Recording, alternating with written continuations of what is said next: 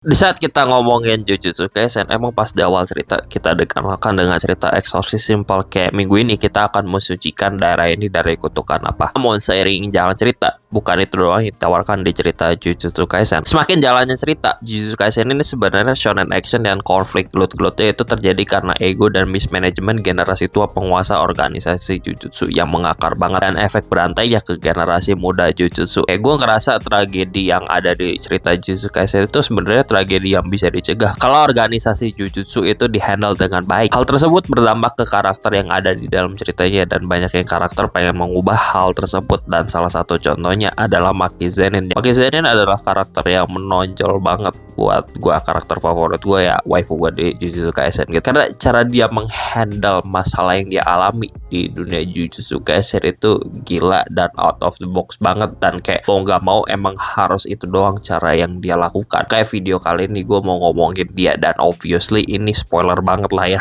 Buat memahami Maki, kita harus boleh dulu cara Jujutsu ini organisasinya gimana gitu di dalam ceritanya. Gampangan ya, di dunia Jujutsu Kaisen itu sebenarnya kalau dipikir-pikir manusianya ya, terutama penguasanya, higher ups itu semua orang jahat, gak ada yang baik. Tapi kita kepaksa harus di tim manusia karena villainnya jauh lebih ngaco daripada manusianya. Mungkin contohnya yang paling gua rada gimana itu sama di Jujutsu Kaisen ini ada handle ranking Jujutsu Sorcerer ya. Di atas kertas ini konsep yang harusnya based on merit dan biar mempermudah orang mana yang paling kuat, karena makin kuat tentu misi di handle itu makin kuat gitu. Jadi pembagian beban pekerjaan lebih rata, lebih enak, dan buat memastikan orang yang lemah kagak ngelawan monster yang kuat banget gitu loh. Maki ini kasus yang aneh, mungkin kasus yang spesial gitu, karena di atas kertas ini dia bisa dilatih dan bisa jadi kuat banget dengan kondisi heavenly restrictionnya dia. Heavenly restrictionnya Maki ini dia nggak bisa pakai curse energy. Curse energy itu bisa dibilang nol harusnya ya, seingat gua. Tapi in return dia bisa jadi superhuman kalau dipoles dan main ditunjukkan tiap kali Maki gelut. Jadi punya kekuatan yang gila banget. Cuman ya dia nggak bakal bisa naik ke peringkat lebih tinggi sekuat apapun dia karena nggak ada curse energy, yang itu jadi salah satu faktornya walaupun dia bisa jadi superhuman. Salah satu contohnya dia kena serangan Jogo aja survive gitu loh, dibandingin sama ketua klannya sendiri si Naobito. Jadi kenapa gitu loh kagak boleh naik peringkat gitu, kenapa kagak dikasih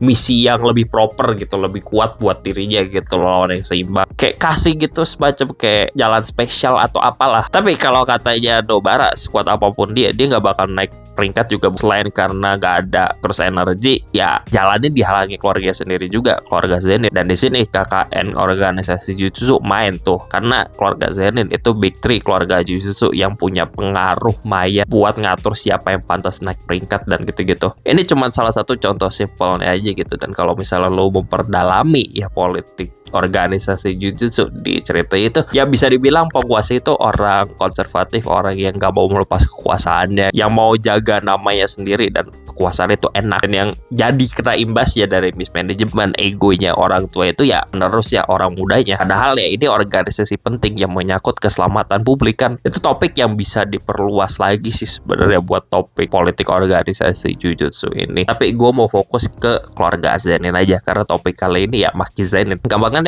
apa ya, ini dicap rebel gitu loh, membangkang sama keluarganya sendiri. Membangkangnya juga gue rasa emang bukan alasan yang gak ada justifikasi. Keluarga Zenin itu digambarkan sebagai keluarga yang konservatif banget dan patriarkis banget. Cara mereka nge-treat perempuan itu kayak gimana ya, kacau banget gak sih? Kayak perempuan itu setiap saat harus dibawa laki-laki. Ya gitu kelihatan banget dari cara Naoya dibesarkan di keluarga Zenin, gedenya gimana ya, misoginis banget, kayak keselin dan kalahnya lucu gitu, merendahkan perempuan, tapi ironis kalahnya juga sama perempuan yang dia hina juga. Anyway, yang jelas Maki udah muak dan pengen nge-challenge status quo gimana pun caranya. Dan di satu sisi ada Mai, saudara kembarnya. Cuman masalah di dunia Jujutsu Kaisen kita dijelaskan kalau misalnya kembaran ini bukan individu yang berbeda. Kembaran ini satu individu yang sama, alias mungkin ya interpretasi gue sih kayak satu jiwa yang sama. Mungkin kalau misalnya Mai sepemikiran sama Maki mungkin jalannya bakal beda. Cuman gue paham sih Mai ini udah capek yang ujungnya mengorbankan dirinya buat Maki, yang akhirnya Mai dan Maki beneran jadi satu jiwanya, dan potensi Maki beneran lepas. Udah hasilnya sih equivalent action yang jadinya sih tadi juga sih Maki membangkang biar Mai gak ditindas. Cuman Mai gak ada di situ. situ buat menyaksikan hal yang Maki capai gitu. Dia merubah keluarga Zenin. Hal yang menarik lainnya bagi gue adalah ibunya Maki juga, yang perempuan yang jadi korban keluarga Zenin. Cuma dia ini adalah kasus yang di abuse, jadi abusernya juga, jadi enablernya juga. Yang itu emang terjadi juga di dunia nyata sih, dan ironis sih emang dikejebak di lingkaran itu juga. Jadi simpelnya Maki ini bagi gue ya karakter yang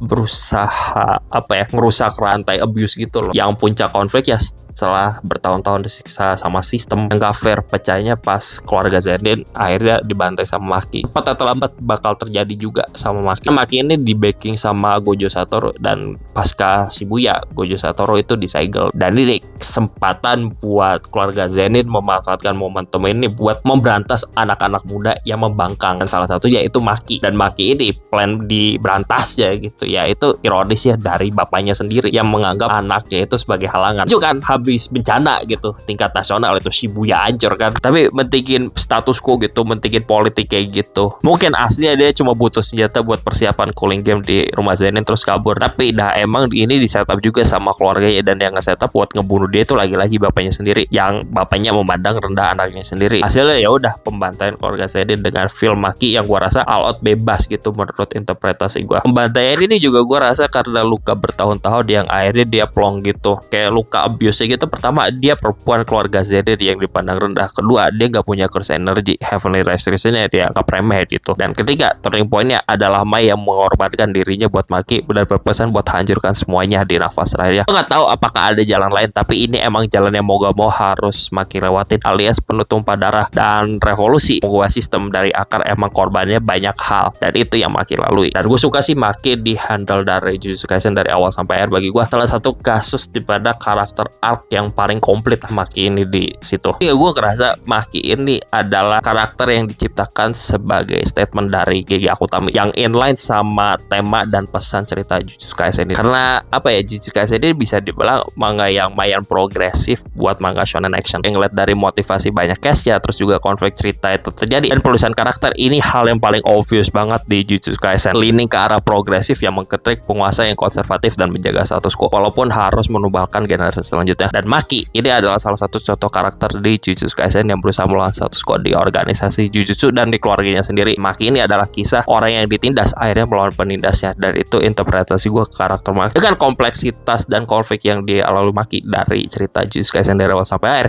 ya Maki ini ya waifu gue, karakter favorit gue. Coba di satu sisi jujur gue kadang paham dan gak paham sama dia, karena dia ini karakter yang layered banget gitu. Pokok itulah video kali ini interpretasi gue ke karakter Maki gitu. Kenapa akhirnya dia melakukan pembantaian tersebut. Itu perempuan yang melawan gitu dah.